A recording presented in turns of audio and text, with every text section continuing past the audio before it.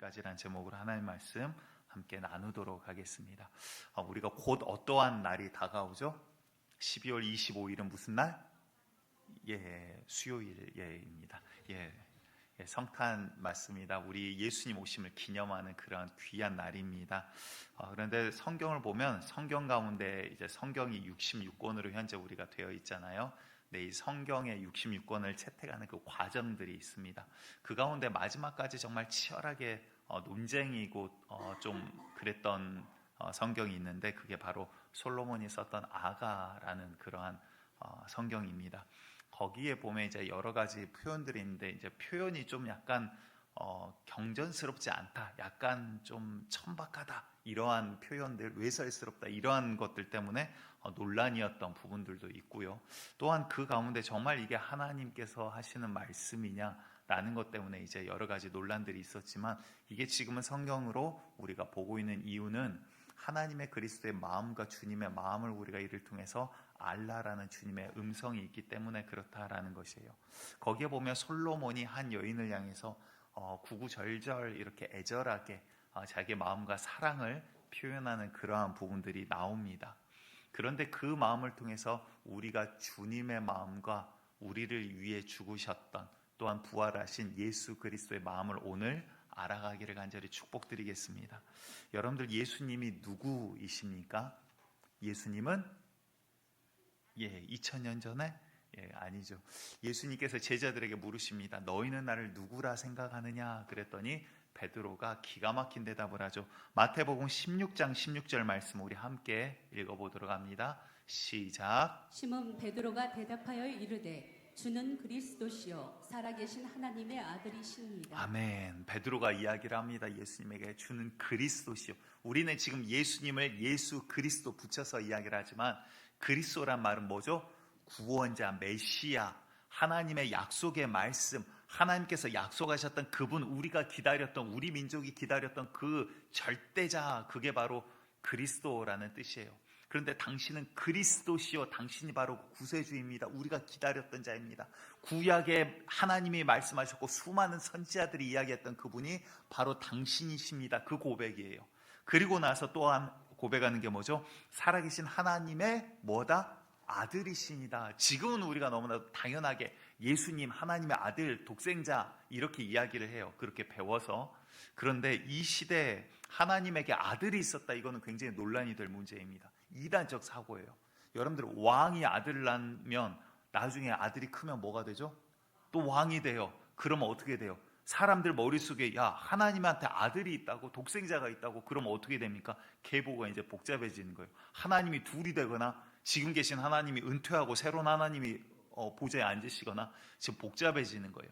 그러니까 이들 머릿속에 있을 때 하나님의 아들이라는 고백은 그 당시에는 완전히 이단적 사상이에요. 하나님을 부정하는 그러한 사상이에요. 여러분들 오늘 우리가 조금 개괄적인, 개론적인 이러한 이야기를 하도록 할 텐데 이게 정말 중요하기 때문입니다. 성탄을 맞이해서 우리가 이 성탄을 어떻게 바라봐야 될 건가, 이 성탄의 진짜 의미가 무엇인가를 우리가 알아가기를 원합니다. 첫 번째 우리가 기억해야 될 것은 하나님은 유일하신 하나님이십니다. 아멘. 요한복음 17장 3절을 봤더니 영생은 곧 유일하신 참 하나님과 그가 보내신 자 예수 그리스도를 아는 것이니이다 라고 이야기를 해요. 하나님은 한 분이십니다. 이거는 누구도 부정할 수 없어요. 하나님 외에 다른 신이 있다, 하나님 위에 다른 신이 있다, 이 자체는 다 거짓이고 이단인 것입니다.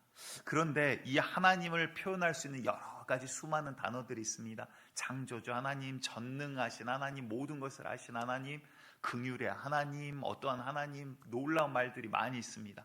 여러분들 하나님을 우리가 표현하고자 한다면 뭐라고 표현할 수 있을까요? 내가 아는 하나님, 어떠한 하나님이십니까?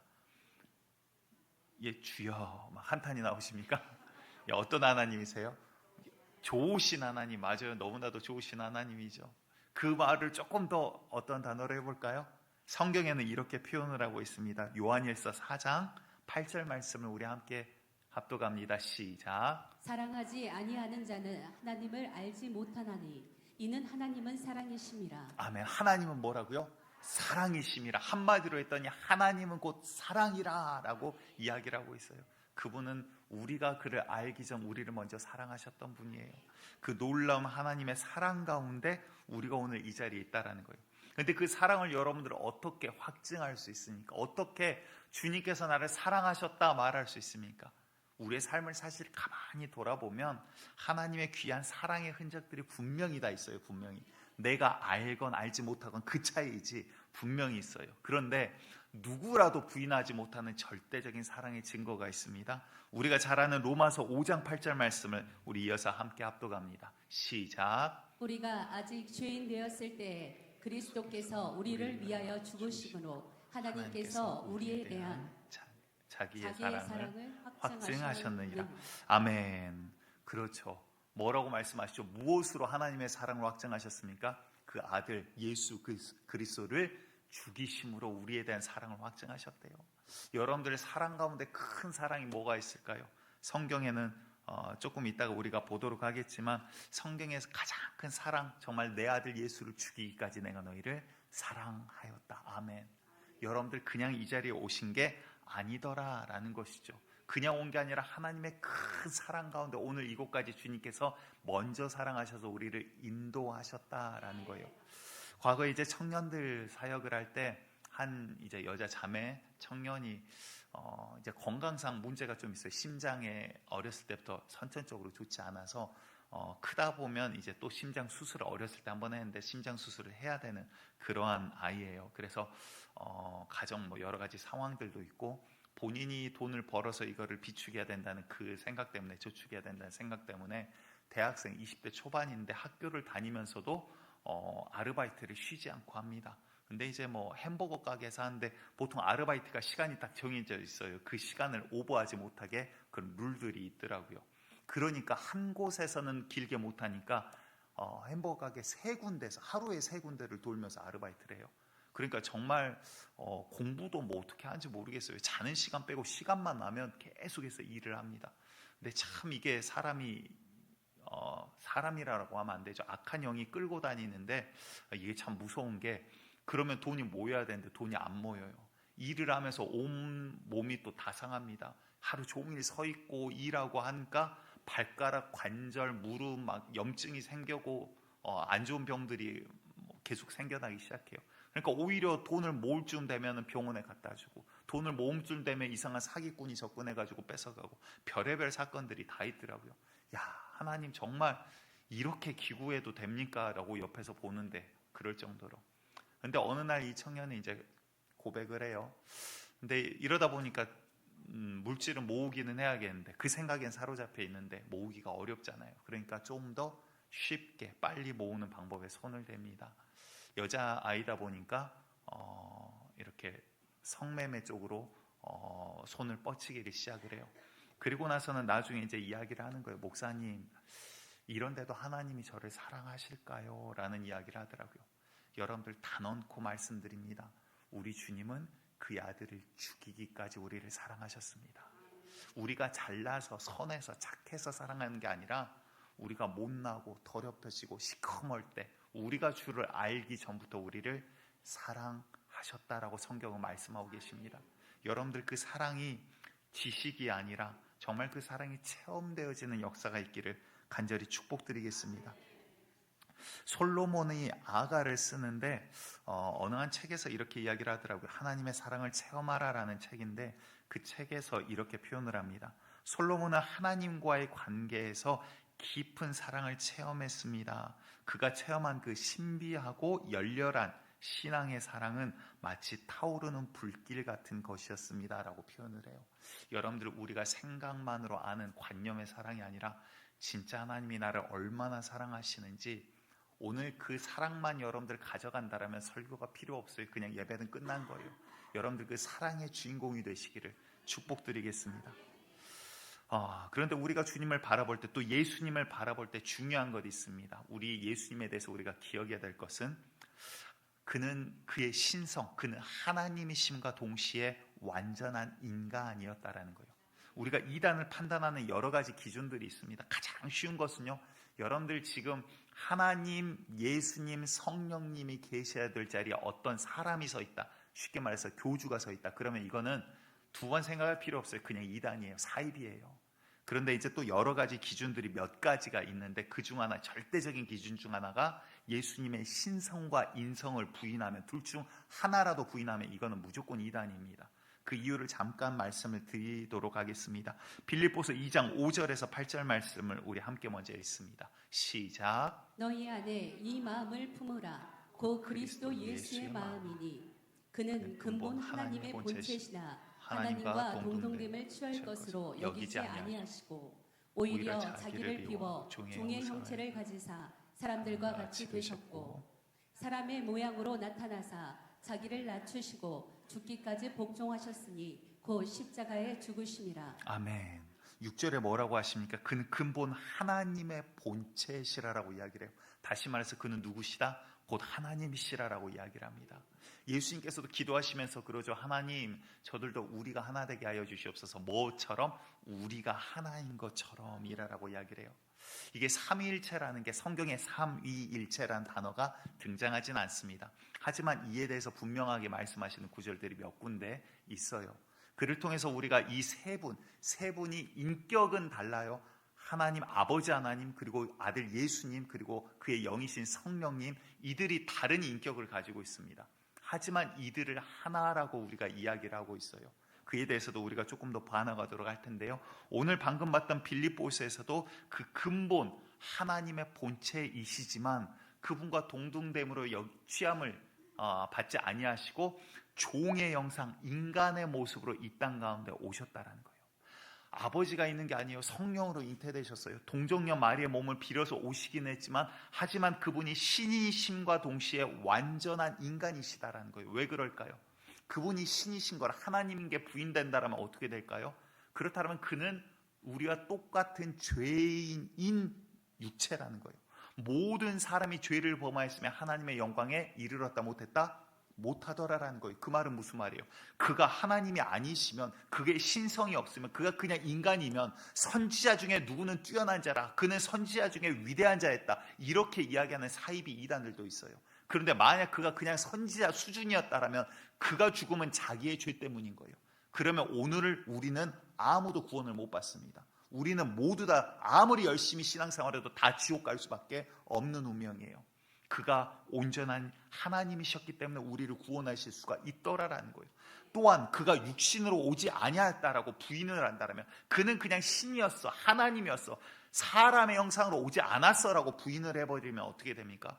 그러면 우리와 하나님 사이 죄의 문제를 해결할 자, 중보자는 지금 없는 거예요. 아직도 하나님과 우리 사이에는 죄라라는 담으로 가로막혀서 아무도 하나님 앞에 나아갈 수가 없더라라는 겁니다. 근데 우리가 감히 지금 이 시대에 하나님을 아버지라고 부르며 나아갈 수 있는 담대함이 어디 생깁니까? 우리는 죄인이었지만 주님께서는 예수 그리스도 보혈의 피로 우리를 씻겨 버리셨다, 이 말이에요. 그 은혜로 이 시간 우리가 주님 앞에 마음껏 찬양드리고 마음껏 예배드리고 마음껏 주님을 아버지라 부르며 마음껏 기도하며 마치 우리가 제사장인 것처럼 하나님 앞에 나아갈 수 있는 담력을 얻었다라는 것입니다. 여러분들 얼마나 기쁜 소식입니까? 예수님께서 이 땅 가운데 오지 않으셨다라면 누구도 하나님 앞에 나아갈 수가 없었더라라는 것입니다. 이게 적절한 설명은 아니지만 여러분들, 남자와 여자가 만나서 한 가정을 이룹니다. 세상에서는 남자와 여자 두 사람이 모여서 두 사람인 것처럼 살아가지만 성경 뭐라고 합니까? 둘이 합하여 한 몸이 되었다라고 표현을 하고 있어요. 둘이 하나래요. 하나라는 게 뭘까요? 둘이 살아가지만 같은 생각, 같은 가치와 같은 목표를 가지고요, 어떻게 하면 주의 뜻을 이루어갈까 같이 고민하며 같이 싸워가며 같이 이겨가는 관계이기 때문에 이를 하나, 한 몸이라고 표현을 하고 있더라라는 거예요. 예, 아멘이 몇 분이 안 나오시네요. 예, 아직도 두 사람이 살아가는 가정들이 있는 것 같아요. 예, 제가 남에게 이런 말을 처지는 아니지만, 자, 여기까지만. 서로의 가정의 평화를 위해서 적절성까지. 그런데 중요한 건 무엇입니까? 하나님께서 이야기를 하시죠. 우리 예수님께서 이야기하세요. 하나님께서 가르칠 때 이는 내 사랑하는 아들이라 분명히 지칭을 하세요. 다른 인격자인 것처럼 이야기합니다. 예수님께서도 십자가에서 아버지라고 하나님을 향해서 기도를 해요. 마치 다른 인격체예요. 그런데 그는 하나래요. 한 마음이래요. 한 뜻이래요. 그런데 이를 누군가는 그러면 천사 가운데 하나가 아니냐 말하는 자들도 있습니다. 그것도 아니에요. 감히 천사와 비견할 수도 없는 분이시더라라는 거예요. 말씀 또 우리 봅니다. 골로새서 1장 15절에서 17절 말씀 함께 봅니다. 시작. 그는 보이지 아니하는 하나님의 형상이시요 모든 피조물보다 먼저 나신 이시니 만물이 그에게서 창조되되 하늘과 땅에서 보이는 것들과 보이지 않는 것들과 혹은 왕권들이나 주권들이나 통치자들이나 권세들이나 만물이 다 그로 말미암고 그를 위하여 창조되었고 또한 그가 만물보다 먼저 계시고 만물이 그 안에 함께 섰느니라. 아멘. 말씀 넘기는 타이밍을 잘 잡아주시기 바라요. 예, 말씀을 방금 골로새서 말씀이 봤더니 뭐라 그러죠? 그는 보이지 아니하는 하나님의, 여기서 나오는 모든 그는 지금 예수님을 가리키고 있어요. 예수님은 보이지 않지만 아니하는, 우리가 육안으로 볼 수는 없는 하나님의 형상이래요. 그 말은 뭐예요? 하나님이시더라라는 말이에요. 그는 모든 피조물보다 먼저 나신, 먼저 있으신 분이래요.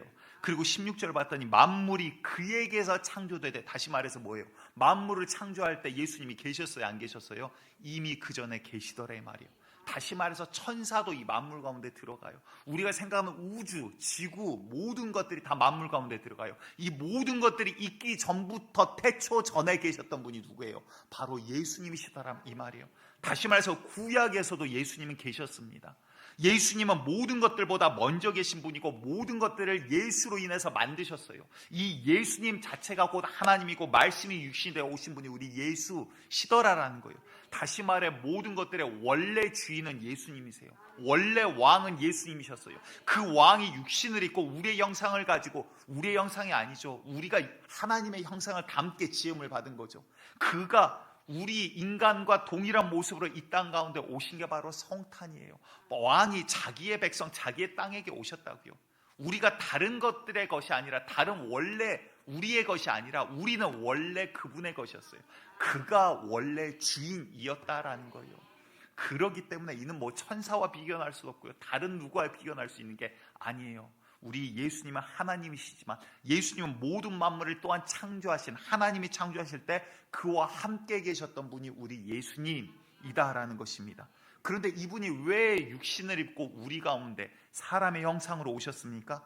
로마서 3장 25절을 우리 함께 봅니다. 시작. 이 예수를 하나님이 그의 피로써 믿음으로 말미암는 화목제물로 세우셨으니 이는 하나님께서 길이 참으시는 중에 전에 지은 죄를 간과하심으로 자기의 의로우심을 나타내려 하심이니. 아멘. 그의 피로써 믿음으로 말미암아 화목제물을 그 삼으셨대요. 그게 무슨 말입니까? 우리가 하나님 앞에 나아가야 되는데 우리의 죄가 얼마나 무섭습니까? 우리가 죄인들끼리 있으니까 야, 그 정도 괜찮아, 죄 정도 괜찮아, 그 정도 다 어렸을 때 거짓말하고 나쁜 짓 하고 그러면서 커나가는 거야, 커가는 과정이야 라고 우리는 이야기를 하죠.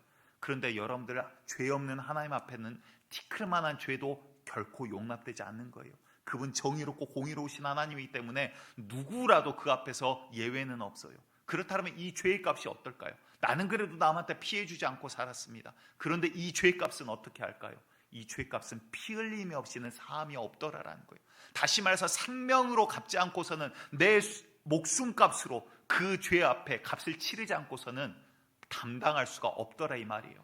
그래서 우리 대신 죽어줄 어린 양, 화목제물이라고 그래서 부르는 거예요. 예수님이 우리의 모습으로 오신 거예요. 우리가 죽는 대신, 내 대신 나의 죄를 감당하시기 위하여. 그래서 우리는 그릇되었죠. 갈 바가 어딘가를 알지 못했죠. 양과 같이 어디로 갈지를 알지 못하고 죄 가운데 있었지만 우리의 죄악을 하나님께서는 그에게, 예수 그리스도에게 담당시키셨다라고 성경은 말씀하고 계시다는 거예요. 요한일서 4장 10절을 봤더니 사랑은 여기 있으니 우리가 하나님을 사랑한 것이 아니요 하나님이 우리를 먼저 사랑하신 거래요. 우리 죄를 속하기 위하여 화목제물로 그 아들을 보내셨습니다. 우리가 구해서 우리 예수님 보내주세요, 우리가 그게 아니잖아요. 주님께서 우리를 먼저 택하시고요, 죄 가운데 있는 우리를 사랑하셔서 살리기 위해서 예수를, 그의 아들을 우리 가운데 보내셨대요. 뭐 하기 위해서?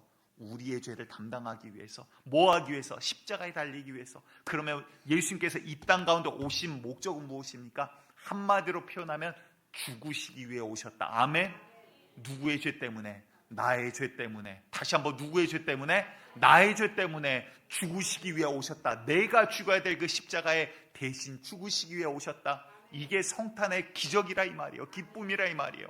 다시 말해서 오신 목적, 절대적인 이 목적은 나의 죄를 사하시고 우리를 살리시려고. 참 아이러니하죠. 내가 죽을 수밖에 없는데 우리 예수님이 십자가에 달리심으로 우리가 생명을 얻었다라는 엄청난 비밀이 이 가운데 숨겨져 있더라라는 것입니다.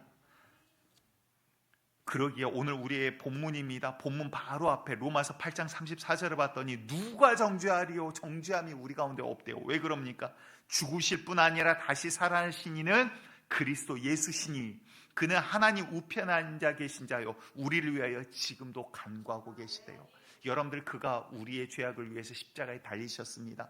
하지만 그는 죄가 없으신 분이요 절대자 하나님이시기 때문에 사망도 결국 그를 잡아두지 못하고 다시 부활하심으로 우리에게 부활의 소망을 주신 거예요. 죄가 없는 자는요, 여러분들 간단하게 생각하세요. 인류에게 죄가 없었다면 인류에게 죽음도 없는 겁니다. 우리가 죽는 게 당연한 게 아니라 죄의 증거예요. 우리가 육신 가운데 이제 죽음을 맞이한 거는 아담이 죄를 짓고 인류 가운데 사망이라는 저주를 하나님이 결정을 하셨어요. 그렇지만 이 죽음 이후에는, 육신의 죽음 외에는 심판이 있어요. 심판의 결과 죄가 있는 자는 사망, 영원한 지옥에 가지만 예수 그리스도 안에 있는 자는, 우리는 죄인이지만 시커먼 죄인을 향해서 뭐라고 해요? 내가 예수 그리스도로 네 죄를 씻겨버렸으니 죄 있는 우리를 향해서 죄 없다 불러주시겠다는 거예요. 여러분들, 그게 칭의라는 은혜입니다. 하나님께서 우리 같은 시커먼 죄를 향해서 죄가 없다라고 이야기를 하시겠대요. 그게 하나님의 이 절대적인 사랑의 증거라는 것입니다.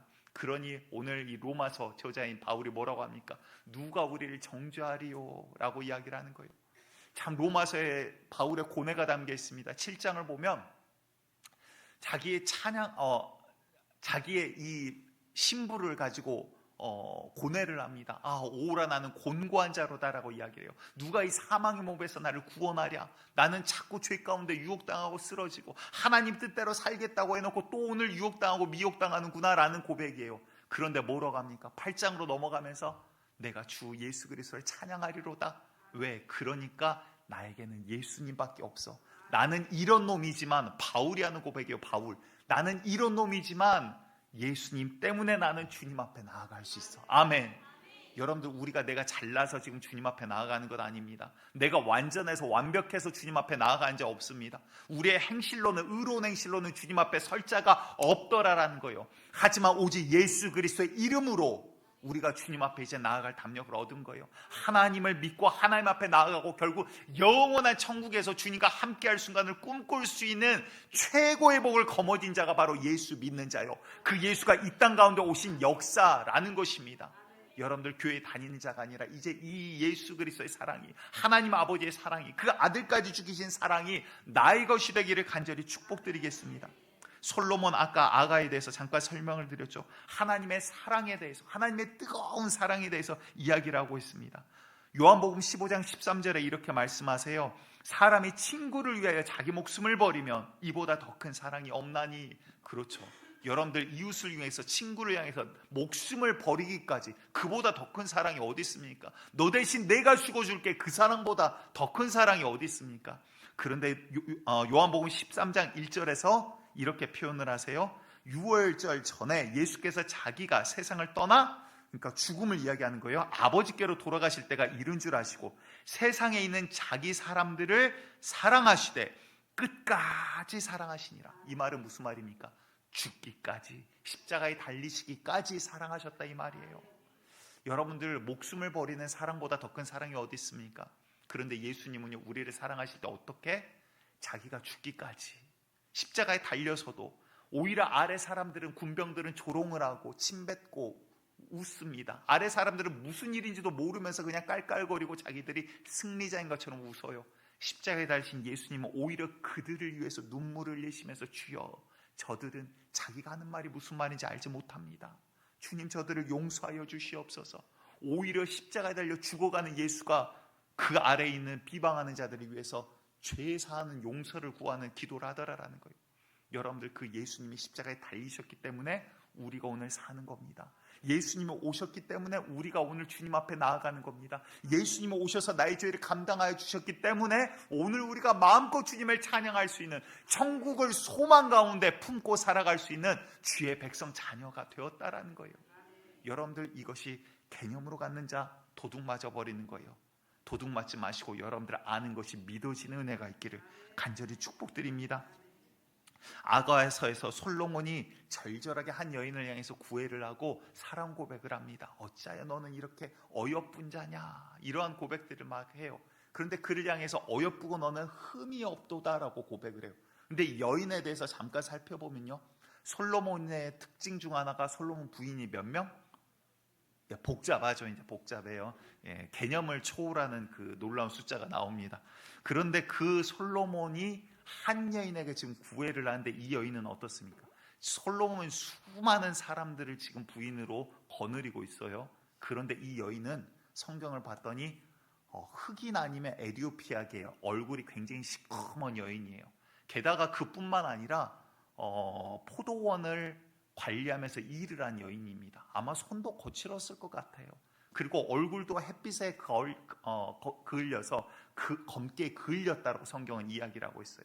근데 그 여인을 향해서 누구와도 비견할 수 없는 마치 보배와 같이 표현을 하고, 심지어 너는 흠이 없구나라고까지 이야기를 합니다.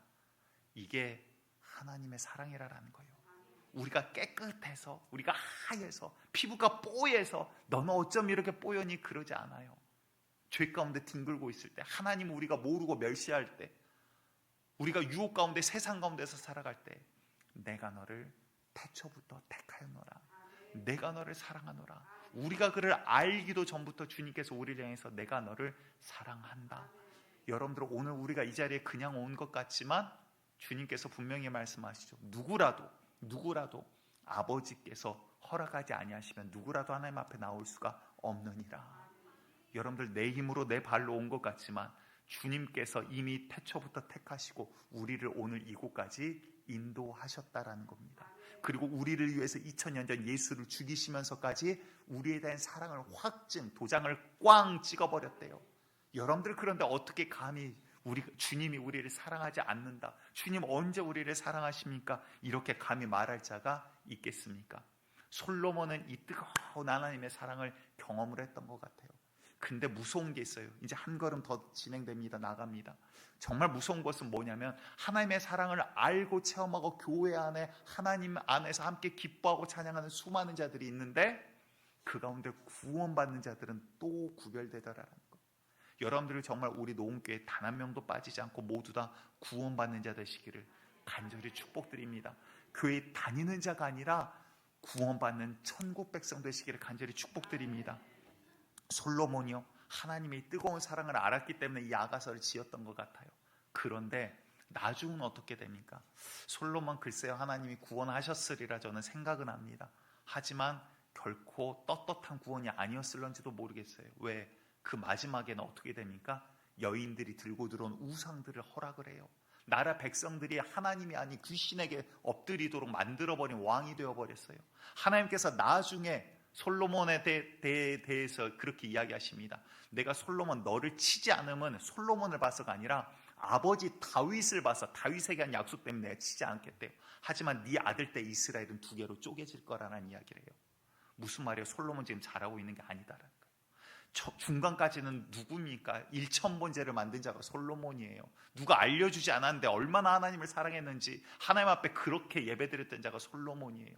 하나님 앞에 지혜를, 은사를 받은 자가 솔로몬이에요. 그런데 그 마지막에는 유혹당하고 미혹당하더라는 거예요. 이제 마지막 시대, 마지막 때입니다. 여러분들, 마귀는요, 마지막 때에 자기의 때가 얼마 남지 않은 줄 알고 택한 자라도 쓰러뜨리려고 발버둥 친다라는 거예요. 여러분들, 하나님께서 택하시고 불렀지만 저와 여러분들을 쓰러뜨리려고 마귀는 오늘도 계획을 세우고 공격을 해옵니다. 정말 구원받을 자 누구냐라는 거예요. 하나님의 이 사랑에 정말 충성으로 사랑으로 응답할 자 누구냐, 이 말이에요. 정말 그 사랑 받기는 우리가 다 받았지만 그 가운데 구원받는 자는 누구인지 우리가 한 걸음 더 나아가도록 하겠습니다. 고린도전서 10장 1절에서 5절을 제가 좀 빠르게 보겠습니다. 형제들아, 나는 너희가 알지 못하기를 원하지 아니하노니 우리 조상들이 다 구름 아래에 있고 바다 가운데로 지나며 모세에게 속하여 다 구름과 바다에서 침례를 받고 다 같은 신령한 음식을 먹으며 다 같은 신령한 음료를 마셨으니 이는 그들을 따르는 신령한 반석으로부터 마셨음에 그 반석은 곧 누구시라? 그리스도시라. 그러나 그들의 다수를 하나님이 기뻐하지 아니하셨으므로 그들이 광야에서 멸망을 받았느니라. 하나님의 은혜를 받았고요, 사랑을 받았고 구원함을 받았어요. 애굽에서 그들은 건짐을 받았는데 광야 가운데서 그들이 모두 다 구원받지 못하고 중간 누군가는 결국 죽었다라는 거예요. 왜요? 하나님의 사랑에 응답하지 못해서. 하나님의 사랑을 받았지만 그게 당연한 줄 알아서 하나님을 끝까지 멸시해서, 하나님께서 나를 바라보고 오면 내가 예수로 인해서, 그들이 그 구약시대 알지 못했지만 누군가는 이렇게 묻죠. 예수님 오시기 전 죽었던 자들은 어떻게 됩니까? 무엇으로 구원받습니까? 여러분들 단호히 말합니다. 방금 보았던 말씀에서 이미 말씀하고 계시죠. 구약의 사람들도 예수 그리스도로 구원받는 거예요. 아멘. 예수님으로 그들도 죄산 받고 구원받는 거예요. 그들은 알지 못했지만 광야를 거닐 때, 홍해를 건널 때 하나님께서 그들을 씻기시고 과거에 죄의 종됐던 그들을, 마귀의 종됐던 그들을 하나님의 자녀로 부르신 거예요. 근데 그들이 하나님의 자녀 가운데 하나님의 사랑 안에서 발견된 게 아니라 무엇입니까? 그 사랑에서 튕겨져 나가버리더라는 거예요. 끝까지 하나님을 무시하고 멸시하는 자들은 결국은 하나님이 기뻐하지 아니하시고 그들을 광야 가운데서 멸망시켜 버리시더라라는 것입니다. 여러분들, 이제 하나님께서는 그 아들 독생자 예수를 죽이시기까지 우리를 사랑하셨다고 사랑을 확증하셨습니다. 그 사랑에 이제 우리가 어떻게 응답 반응하시겠습니까? 교회에서 봉사하다 보면, 물론 이제 우리 교회 이야기 아닙니다. 다른 교회 있을 때 이제 봤던 이야기들이에요. 가끔 이제 봉사하다 보면 마귀가 틈타요. 교회 안에서도 마귀가 틈탑니다, 분명히. 그러다 보면 어떻게 돼요? 마음 상할 일이 생기고 서로 삐걱삐걱거려요. 그래서 봉사하다 보면은, 야, 나 이거 치사해서 못하겠네. 아, 오늘은 기분 나빠서 못하겠네. 막 이런 일들 생깁니다. 여러분들 간단히 생각하시기 바라요. 우리가 누구 보고 교회에 나오는 거예요? 누구 보고 봉사하고, 누구 보고 찬양하고, 누구 보고 우리가 기도하며, 누구 보고 우리가 헌신하고 섬깁니까? 사람을 보게 하는 게 바로 마귀 그놈이에요. 우리는 예수님 때문에 찬양하는 거고, 예수님 감사해서, 예수님 내 죄 사해 주셔서 이제 하나님 마음껏 찬양할 수 있으니 우리가 주님 앞에 나아가는 것 아닙니까? 내가 기분 나쁘다고 봉사하고, 기분 나쁘다고 뭐 좋다고 봉사하고 나쁘다고 봉사하네요. 기분으로 봉사하는 거 아니에요. 예수님 때문에 봉사하는 거예요. 아멘. 우리가 다른 것 때문이 아니라, 사람 관계, 인간 관계 때문이 아니라, 사람 보고가 아니라, 믿음이 연약할 땐 사람이 보여질 수밖에 없지만, 여러분들 목사도 완전한 자는 없어요. 사람이기 때문에 완전한 목사는 없어요. 바울도 자기의 죄 때문에 날마다 고통스럽게 기도하며 십자가를 구하고 예수를 구하고 그 은혜를 찬양하는데, 누가 감히, 어떤 목사라고 감히 하나님 앞에 나는 완전합니다 말할 수 있습니까? 바리새인이고 겉만 회칠한 그런 무덤이 아니고서는 결코 그럴 수가 없다, 이 말이에요. 그 말은 무슨 말이에요? 우리가 완전해서가 아니라, 우리는 이 시커먼 구스 여인과 같은, 혹은 흑인 여인과 같은 시커먼 자이지만 그들을 비하하는 게 아닙니다. 하지만 주님께서는 그를 어여쁘게 보고 계시더라라는 거예요. 이 은혜로 우리가 주님 앞에 나아가는 거지 다른 것이 아니에요. 그래서 주님께서 우리를 죽기까지 사랑하셨으니 우리도 죽기까지 충성하자. 솔로몬과 같이 마지막 때 가서 우리가 변질되어 버리는 것이 아니라 정말 끝까지, 마지막 때 죽기까지 주님 앞에 나아가는 신앙이 되시기를 간절히 축복드립니다. 그 자가 마지막 때 이기는 자요, 마지막 때 주님께서 구원받을 자라, 이 말입니다. 과거에 섬기던 교회에 이제 전도사로 있을 때입니다. 거기에 이제 한 권사님이 계세요. 거기는 이제 식당 직원처럼 한 권사님이 이제 교회 직원으로 일을 하셨어요. 그래서 평일에도 이제 뭐 사역자들 식사를 준비해 주시거나 교회 주방을 담당을 하십니다. 그런데 이분이 이제 교회에 오게 된 사연이 있어요. 원래는 하나님을 알지 못하고 그냥 살던 자인데 악한 영이 정말 강하게 누르기 시작하니까 원인을 알지 못하는 막 병들이 막 계속 생깁니다. 병원도 가보고. 그런데 그분이 그래요. 실제로 악한 영이 보일 때가 있대요. 길을 걷다가도 와가지고 다리를 팍 치고 가면 번쩍하면서 다리를 팍 치고 가면 가다가 무릎이 확 꼬꾸라져서 넘어져가지고 무릎이 까지고 막 다치고 이런 일들이 빈번하게 있으셨던 분이에요. 살려고 병원도 가보고 용하다는 무당도 찾아가보고 막 별의별 군데를 찾아다니셨던 분입니다. 그러다가 누구누구 소개로 야 교회 가면 귀신 쫓아준다더라 이래가지고 교회까지 이제 결국 마지막에 교회까지 오시게 됐던 분이에요. 근데 그분 말이 그래요. 처음 교회 왔는데 한국말인데 목사님 설교가 한마디도 안 들리더래요. 목사님 설교가 안 들리면 둘 중 하나예요. 예, 목사님이 자꾸 여러분들을 재우거나 아니면 두 번째는 그렇죠. 자, 근데 그분이 그런 이야기를 해요. 이제 거기 교회도 이런 장의자였어요. 장의자 저 뒤에만큼 앉아 있는데 의자에 앉아 있는데 사람이 땅에 떨어질 일이 뭐가 있어요? 본인 말이 그래요. 처음에 교회 와서 앉아 있는데 영이 어깨를 이렇게 확 눌러버리더래요. 그러니까 의자에 사람들이랑 같이 앉아 있는데 혼자 엉덩이가 쭉 미끄러져갖고 의자랑 의자 사이로 그냥 뽕 떨어져서 바닥에 꿍 하고 예배 시간 혼자 떨어져 앉는 거예요. 그러기를 수차례. 근데 3개월이 지나니까 그때부터 설교가 조금씩 들리기 시작하더래요. 뭔지는 모르는데 야 교회 가야지 살아. 교회 가야지 귀신 쫓아줘. 막 이제 이런 이야기만 듣고 이제 살라고 본인이 너무 아프니까. 심하게 아플 때는 집에서 앉아있지도 못할 정도로. 근데 원인도 몰라요. 병원에서도 병명도 몰라요. 그러한 상황까지도 이릅니다. 그런데 이분이 그러면서 이제 교회에서 신앙생활을 시작하고 이제 여차여차 중간 향찰나는 이제 과정들이 있어요. 근데 그러한 과정들을 경험하면서 정말 하나님의 구원을 경험하고 하나님의 사랑을 그분이 뜨겁게 체험을 해요. 하나님의 놀라운 은사들도 그분이 경험하고 체험을 합니다. 그리고 나서는 중간 또 몇 가지 과정들을 통해서 그 교회에서 이제 몇 년 뒤부터 음식을 또 잘하세요. 그래서 식당 담당하는 자로 이제 일을 하기를 시작합니다. 근데 그리고 나서 수십 년이 지났어요. 나이가 이제 한 70 정도 되셨던 것 같아요.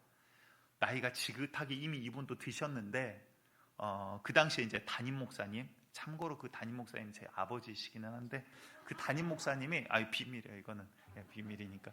그 담임 목사님이 이제 그 아마 전주였던 것 같아요. TV 어떤 다큐멘터리에서 제목이 소금 보이지 않는 살인자 막 이런 거 해가지고 소금은 몸에 꼭 필요하지만 많이 먹으면 막 뭐 여기에도 염증을 만들고 뭐 안 좋게 하고 막 이런 것들 다큐멘터리를 본 거예요. 그래서 야 음식을 짜게 먹으면 안 돼 막 이 생각이 이제 있으신 상태였는데 그때 점심에 이제 국이 나왔습니다. 근데 제가 먹을 땐 국 맛있었거든요.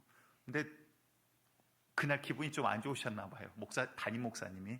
근데 국을 딱 드시고는 이제 살자들도 옆에 테이블에서 따로 먹고 있는데 이제 그 권사님 부르면서 야 누구 권사 일로 와봐. 지금 이게 소금물이야 국이야 막 이러면서 소리를 지르면서 막 화를 내기 시작한 거예요. 너 나 죽일라 그러는가 막 이러면서 옆에서 막 다들 막 부삭자들 손 덜덜덜덜 떨고 아무도 밥도 못 먹고 막 아이고 큰일 났다. 그런데 제가 은혜 받은 건 목사님이 아니라 그 권사님 때문에 정말 큰 은혜를 받았잖아요. 그 권사님은 하나님의 사랑을 경험하셨잖아요. 그 안에 아직도 그 사랑이 뜨겁게 현재 진행형인 것 같아요. 목사님이 그렇게 소리를 지르고 막 거의 욕하다시피 너 나 죽이려 그러냐 살리려 그러냐 이게 국이냐 바닷물이냐 막 이러면서 막 말씀을 하시는데 그 앞에 얼굴에 미소가 가시질 않아요. 아직도 그 모습이 생생해요. 손 탁 모으고 나이 70 가까이 되신 분이 목사님 죄송합니다. 저는 그날 국 너무 맛있게 먹었거든요. 간 딱 맞아요. 짜지도 않아. 근데 두말하지 않아요. 왜? 목사님 보고 교회 다니는 게 아니니까. 그는 예수가 그 안에 있으니까. 우리가 정말 그러한 자 되기를 원합니다. 우리 가운데 정말 살아계신 예수님의 사랑이 머리가 아니라 그냥 체험되어져 버리는 역사가 있기를 간절히 축복드리겠습니다. 오늘 본문으로 잠시 돌아와서요. 오늘 본문 로마서 8장 35, 36절을 봤더니 이렇게 말씀을 하세요. 누가 우리를 그리스도의 사랑에서 끊으리요? 환난이나 곤고나 박해나 기근이나 적신이나 위협이나 칼이랴. 기록된 바 우리가 종일 주를 위하여 죽임을 당하게 되며 도살당할 양같이 여김을 받았나이다 함과 같으리다. 이게 무슨 말이에요? 여러분들 우리가 지금 예수 믿는다고 핍박받지 않잖아요. 근데 이 시대 뭐예요? 로마 시대 콜로세움 투사들이 싸웠던 그런 경기장입니다. 그런데 거기에서 또 누가 죽었나요? 기독교인들, 예수 믿는 자들. 사자의 밥이 되고요. 사자굴에 던져지기도 하고 여기를 봤더니 칼이나 위협, 적신, 기근, 박해 일하지 못하게 하고 매매하지 못하게 하고 카타콤으로 굴로 숨어들어서만 살 수 있는 환경들, 그런 환경 가운데 심지어 뭐라고 합니까? 기록된 바 우리가 종일 주를 위하여 죽임을 당하게 되며 도살당할 양같이 여김을 받았나이다. 날마다 죽어가고 내 형제가, 옆에 있던 형제가 오늘 사자밥이 되고 산채로 물에 태워지는 모습을 바라봐야 했어요. 그럼에도 불구하고 37절에 이들의 고백이 기가 막힙니다. 37절 우리 함께 합독합니다. 시작. 그러나 이 모든 일에 우리를 사랑하시는 이로 말미암아 우리가 넉넉히 이기는이라. 아멘. 이 모든 일이에요. 이 모든 일. 내 형제가 지금 톱에 켬을 당하고요, 내 옆에 있는 자가 오늘 사자밥이 됐고요, 내 뒤에 있던 자가, 내 앞에 있던 자가, 누구는 산채로 물에 타 죽은 것을 어제 봤어요. 그런데 이 모든 일을 당하면서도 뭐라 그래요? 사랑하시는 이로 말미암아 넉넉히. 여기에 어떻게 넉넉히란 단어가 나옵니까? 충분히 이긴데 왜? 이 모든 고난과 환난과 핍박과 칼보다도 뭐가 더 커요? 주님의 사랑이 더 크더라, 이 말이에요. 여러분들, 이 사랑이 우리 가운데 있기를 간절히 축복드립니다. 여러분들, 100마디 말보다 하나님의 그 사랑을 알면요, 우리의 신앙은 끝나는 거예요. 우리가 이 사랑을 몰라서, 정말 이 사랑을 머리로만 알아서 경험하지 못해서, 아니요, 그분이 이미 사랑하신다고 수도 없이 이야기하고 계신데, 오늘도 심지어 누구에겐가는 성경을 통해서, 누구에겐가는 부족하지만 목사 입술을 통해서 내가 너를 사랑한다, 내가 너희를 불렀다 이야기하시는데, 하나님 언제요? 내가 원하는 건 안 되잖아요. 내 기도 안 들어주셨잖아요. 이게 우리의 연약한 모습이 아닌가 싶습니다. 말라기서 1장 2절과 3절을 우리 함께 읽어봅니다. 시작. 말라기 1장 2절과 3절입니다. 시작. 여호와께서 이르시되 내가 너희를 사랑하였노라 하나 너희는 이르기를 주께서 어떻게 우리를 사랑하셨나이까. 자, 잠시만요. 여호와께서 말씀하신다고 내가 너희를 사랑하였노라, 사랑하였노라. 여러분들, 이거 진행형이에요. 오늘도 이 자리에도 주님께서 말씀하세요. 그런데 어떤 자들은요, 이렇게 말하는 거예요. 너희는 뭐라고 합니까? 주께서 어떻게 우리를 사랑하셨나이까. 주님 앞에서 자꾸 까까 하다 보면 한 대 맞게 되더라고요. 이들이 하나님 언제 우리 사랑하셨습니까? 내가 원하는 거 안 해줬고, 내 사업 안 해줬고, 내 자녀 내가 원하는 대로 안 해줬고, 까까 하니까 하나님이 그들 향해서 뭐라고 하는지 보시기 바래요. 그 다음 제가 읽습니다. 나 여호와가 말하노라. 에서는 야곱의 형이 아니냐. 그러나 내가 야곱을 사랑하였고 에서는 미워하였으며 그들의 산들을 황폐하게 하였고 그의 산업을 광야의 이리들에게 넘겼느니라. 잘 보시기 바래요. 하나님은 사랑의 하나님이니까 모두, 전부 다 사랑하셔. 괜찮아, 그 정도 괜찮아. 결코 성경은 하나님 그렇게 말씀하지 않으세요. 내가 만든 인본주의적 하나님에게 제발 더 이상 자신을 속이지 마세요. 그게 마귀가 원하는 거예요. 하나님 분명히 갈라버리십니다. 에서가 형이 아니냐, 그가 오히려 형이고 장자고 내가 사랑할 이유를 찾으면 에서가 더 사랑할 만해. 그런데 내가 야곱을 사랑했고 에서는 미워했어. 그 이유가 뭐예요?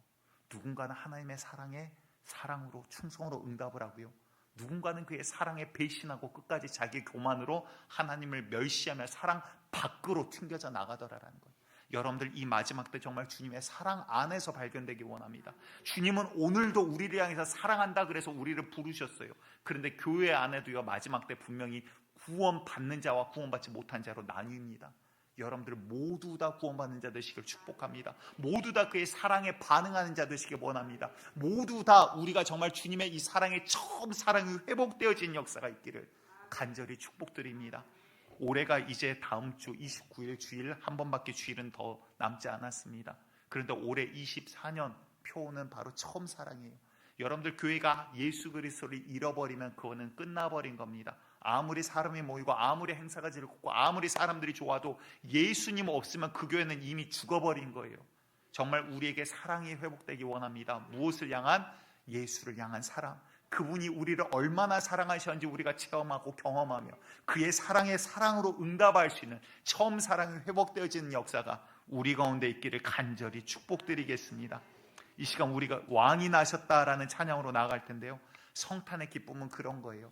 세상이 만들어 놓은 행사, 어떠한 상업적인 이유, 목적, 서로 선물하며 기뻐하는 게 성탄이 아니라 정말 죽을 수밖에 없는 나를 살리신 예수님, 그분이 오신 기쁨, 그분이 이 땅에 오신 이유는 죽기 위해 오셨습니다. 하지만 그분이 죽으심으로 내가 살 길이 열렸으니 너무나도 죄송하지만 감사한 거예요. 그 사랑과 은혜 때문에 성탄의 기쁨은요, 생명의 기쁨인 거예요. 이 기쁨이 우리 가운데 진짜 있다라면 어찌 전하지 않고 견딥니까? 어찌 증거하지 않고 견딜 수 있습니까? 어찌 말하지 않고 우리가 입 닫을 수 있습니까? 이 기쁨이 널리 퍼지는, 선포되어지는 성탄절 되시기를 간절히 축복드립니다.